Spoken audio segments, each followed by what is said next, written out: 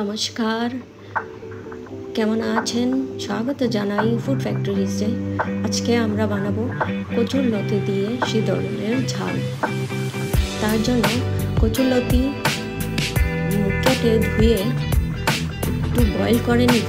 Boil করে তারপরে এটাকে ভেজে নিব আর একটা পেস্ট বানাবো। ওটার জন্য শীতল ধুয়ে মিক্সার জারে রাখবো। কাঁচা লঙ্কা, পেঁয়াজ কুচি আর রসুন দিয়ে দিব। রসুন আর কাঁচা লঙ্কাটা একটু বেশি পরিমাণে লাগবে, যেহেতু এটা ঝাল হবে। তো পেস্ট বানানোর পরে কচুরলতি ভাজা হয়ে যাবে। ভাজার পর আবার তেল দিয়ে পেঁয়াজ কুচি ফোড়ন দিয়ে আমরা ওই পেস্টটা ভেজে কষিয়ে নিব। ভালোভাবে কষানোর পর লতি ছেড়ে দিব। ছেড়ে চটজলদি আমাদের কচুরলতি শীতলের ঝাল তৈরি হয়ে যাবে। ভিডিওটা শেষ পর্যন্ত দেখবেন।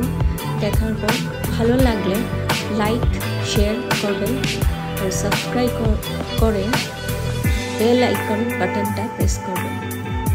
ধন্যবাদ।